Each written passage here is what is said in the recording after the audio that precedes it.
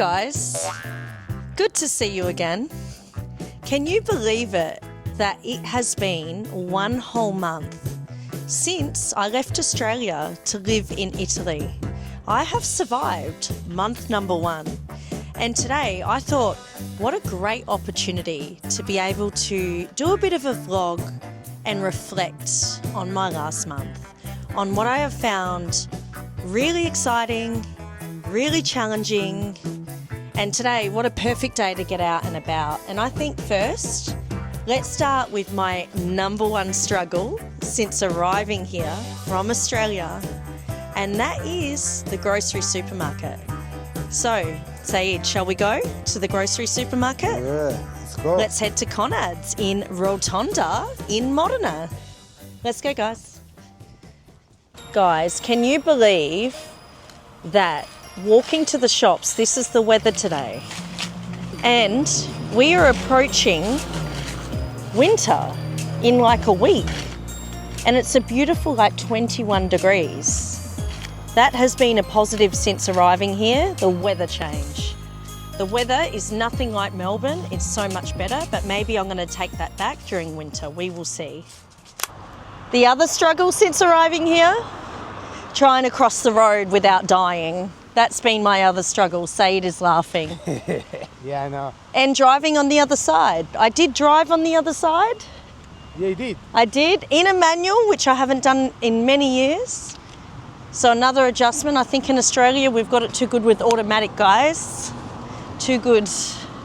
Good to see you made it this far, guys. Welcome to La Rotonda and Spazio Conad. Basically, this is like the Coles of Italy. It's a little bit more pricey as well. There's Aldi, which is a little bit cheaper, and then you have all different sorts of African markets. We have Coop as well. Yeah. So there's a couple, but this is the one that I've sort of been coming to a lot. So yeah. Okay, let's go and check out the shopping centre in Modena that's local to us. So as soon as you walk in, of course, Italian coffee.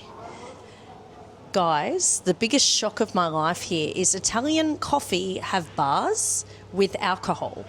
So that's been a shock. And the other thing is, if you are used to an Australian, say, chai latte or just a general latte, forget it. It doesn't happen here. It's basically, I've had to change my coffee order to a latte macchiato, which is a little bit more watery than like your traditional milk latte coffee that we get in Australia. So that's been a really big adjustment for me. It's taken me months to be able to figure out what coffee I like here, because everybody has like this short espresso coffee and they love it. And for me, I feel like it's too strong, and then I just want to add heaps of sugar, and I'm just not really into it. So yeah, finding the right coffee has been a struggle in the But there are first different month. type of coffee. There is even ginseng. You never tried. Correct. You never heard about it. Ginseng with spice, which was a little bit better, but I just find the coffee has been a big change for me coming from Australia, and especially Melbourne, because there's a huge coffee culture. Here there's a coffee culture, but it's like throw the coffee culture in Melbourne out the window because it's not the same. The opposite. It's different. As we walk around, you can see it's very local, and a lot of older people live here too. Welcome to Spazio Conad. Now, before we enter, I just want to say supermarkets in Italy have been my hardest challenge yet. The reason is, we will show you today, is in Australia, we have a very multicultural society. Everybody is from somewhere. So you can generally get Greek food, you can get Asian food, you can get Vietnamese, you can get South American, you can get Indian. It's not the case here. Literally, you go in the supermarket and the majority of things are Italian, and for someone that hasn't grown up Italian, it's been the biggest challenge. So yeah, let's check it out. The other thing to mention is the Australian dollar. Not good, guys, not good. Let's start with the grapes. This has been a positive. All the grapes, because of all the Italian wineries. This has been like a positive for me. Trying all the different styles of grapes, I've loved it. You guys also like persimmons here. I think they're persimmons. I don't know how. Yeah. I mean, in Australia we eat them. In Italy, they're khaki. Kaki. Kaki, Yeah, yeah. I think they're persimmons. They look like persimmons. So I've noticed that. And also, what is really big here is chestnuts. Yeah, Chestnuts it's the are season now. huge. It's the season, winter time, yeah. I've never even eaten a chestnut. Oh, that's so We need to do good. it. Oh my God. But yeah, that's, yeah. So fruit and veg is generally pretty much the same. What I do find in Italy, it is the land of biscotti. It's the land of biscuits. I found biscuits to be insane for options. Like, that's not a problem moving here. If you like biscuits, the change from Australian biscuits to Italian biscuits is no issue. Stop. But yeah, I wanted to go in there and do this amazing walkthrough, but when we walked in, the security guard came up and gave us a bit of a, hey, what are you doing? He came and spoke to me in Italian, like, parlo no Italiano. Like, we're comparing Australia to Italy. And yeah, so we felt a little bit uncomfortable. Like, we tried to get a couple of things. But what I would say is... But we weren't allowed to film inside. No, not really, no. Okay, guys, so the other challenge is everything is pasta. And Donna doesn't really cook pasta. So, you know, huge challenge coming to these supermarkets, but really unusual pasta as well. A benefit of being here is fromage. I'm sorry, but look at all these cheeses that are Italian made. Unbelievable. That has been a big benefit. I've been living off Parmigiano Reggiano. There's just endless cheeses that we don't get in Australia, which has been unreal. And for the wine lovers in Australia, well, not an issue. There is literally wines everywhere from Italy that you have a selection from. Guys, another thing, there's no such thing as liquor stores in Italy. Liquor is just sold in the supermarket, so that was like already so strange to me.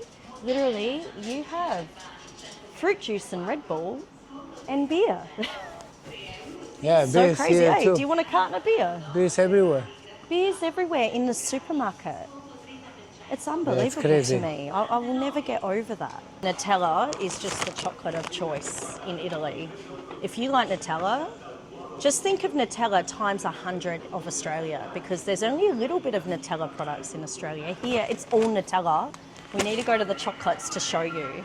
Everywhere around is Nutella. Yeah. Chocolate, as I said, Kinder is like the chocolate of choice.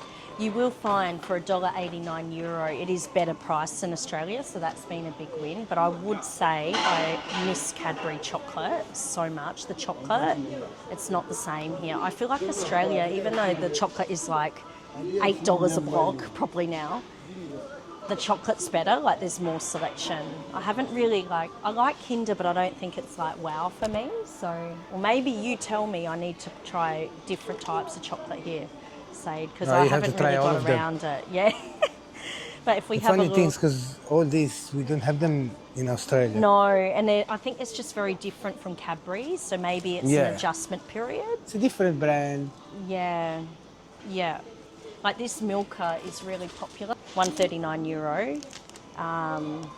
They're okay, but they're not like out of this world. I mean, Lindt is the higher price. It's €3.99. So yeah, there's definitely chocolates, but I think I have to... It's not that expensive like in Australia, eh? No. What do you think? Oh, Lindt is €3.99. It's like $5. If you convert it from AUD, yeah. 5, yeah. It's expensive. But the majority of groceries are actually, I feel, a bit cheaper. And it also depends what you get. Like chocolate, you're always going to pay a premium. But say biscuits, back to the Biscotti. 89 cents. It's cheap. It's cheap. Conad brand, yeah. It's cheap. Even for Conad. Like the biscuits, $1.65. You know, it's funny, like even in Australia, you don't find nothing basically of 80 cents. No. It's everything above $1, $1.50. Yeah, no. Like these are actually like $1.65 is pretty good. $1.55. Like I feel the prices are much cheaper than Australia for sure, especially when we're talking biscuits and cakes. Let's go to my favourite biscuits. Oh my gosh,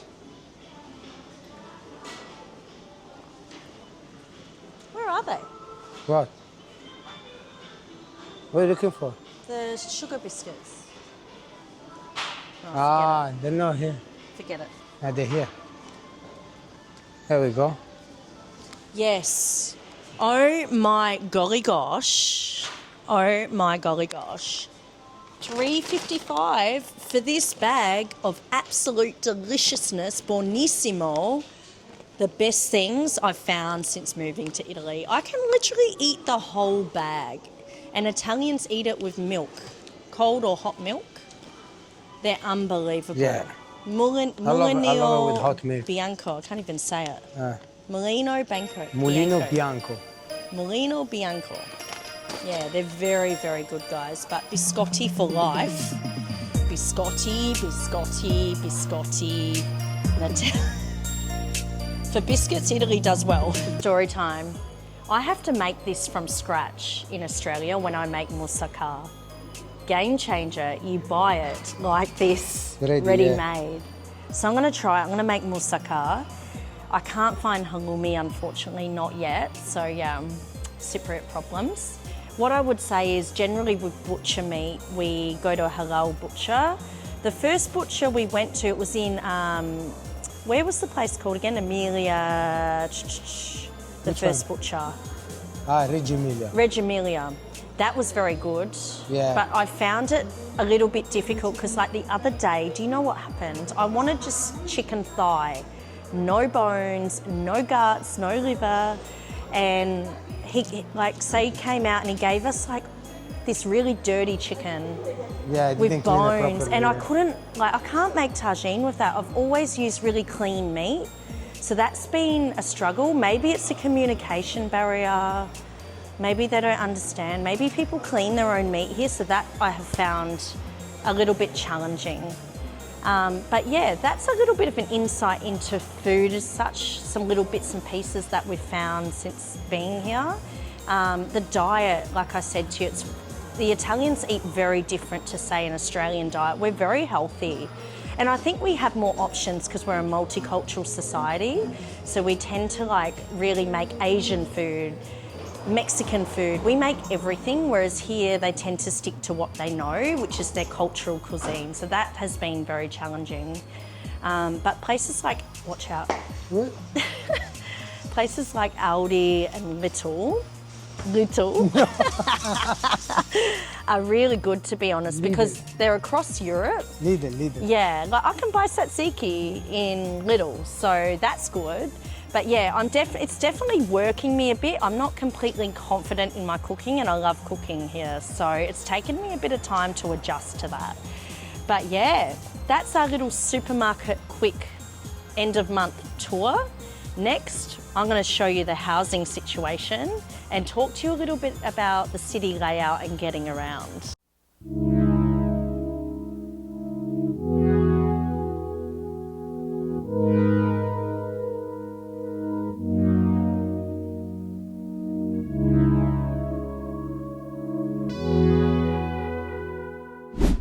And obviously the other thing that is super hard to adjust to is the opposite side of the road and driving. I have driven probably a handful of times and it just feels so foreign to me to have the manual gear stick to my right, not my left. With Italy, the thing is for me that is quite daunting is that after my international year license is up, I actually have to go for an Italian license. I have to do a driving test and a written test. So I'm quite nervous for that. I haven't started school yet, Italian school. I believe I would be starting in around December. And because I've been surrounded by so many Moroccans, I'm not really getting a huge amount of Italian exposure. So it's been a little bit difficult. I'm doing a lot of Duolingo. I'm picking up more Darija than Italian at the moment, but best way to learn, right? 2 languages all in one. So that's definitely going to be a huge challenge of mine throughout this move is 2 languages. But in saying that, every day I'm just picking up random words. I'm doing the Duolingo for Italian to try and help me. It will all come into play. It's only been 1 month. in time, each day will get easier and easier. I can honestly say I've never done such a challenge like this before. Welcome to our street. Another thing that has been a huge change from coming from Australia is the majority of people, they live in condos. In Australia, we live in houses and townhouses. So the beauty of the condos is, number one, you get to know your neighbours. We literally have conversations. Well, I don't yet, but Saeed does. Conversations from across the balconies here, and you tend to get to know everybody in your building. The other thing that is really different here is travel time. So in Australia, I always used to feel that I was constantly just traveling. Everywhere was so far. And this is because everybody lives in houses, which takes up so much space and land. In this scenario, because everyone's living in condos, it's literally like 10 minutes, 15 minutes max to get anywhere, and everything is accessible. And that's what I've been really loving about Italy. The other thing is we're going to go in, and I want to talk a little bit about the condo because they are built very different to Australia. In Australia, I always felt that the buildings, they were freezing, but obviously we're in Europe where it snows during winter. So there is things that you find in each condo that can be quite different. So yeah, let's go. Guys, welcome to the cucina in Italy in our condo. As you can see, every single room, because we live in a condo, have these beautiful bay windows. They're very, very big, and shutters for privacy. So you can go like that for a bit of privacy, but it's so beautiful to get the fresh air. And now we have a cucina, a kitchen. And what I miss the most about kitchens in Australia is the size. But in saying that, it's a lot less to clean. You'll find like a setup for a fridge here, freezer, a bit of storage for coffee. Very small in regards to preparation area, but what I'm finding in Italy, a lot of people use the table to prepare food. So that's been a big change. And then we come through here. I want to show you this. Every single room has one of these. I had never seen it in my life. It's very common in Europe. So literally this is here to heat up all of the rooms during winter, especially in the snow season. And it's basically just like a heater you click on and off, but it does keep everything warm, so it is a godsend. And if we come through here, what you will also notice is these doors are like double to keep the warmth in and the cold out. And we go out to our balcony, and it's a nice little place to just chill out. I'm so proud of myself to put myself out of my comfort zone with my family and learn a whole new set of life skills. It's been pretty awesome. I want to take you all along for this journey and keep going with it. So yeah, to all of you that have been supporting the channel, I am so grateful. I'm very excited to bring you so many more adventures ahead. And lots of love to you all. And yeah, I'll definitely keep you updated as each month passes with my experiences here and what I learn. And my advice to you, don't ever be scared. Always challenge yourself. You never know what life is going to bring and what opportunity is going to arise from it. You know, it's always wonderful to put yourself out of your comfort zone and really see the person you are and how you cope in these situations. Thank you for joining us on this episode. Make sure to like, comment and subscribe to keep up with the Italian adventures.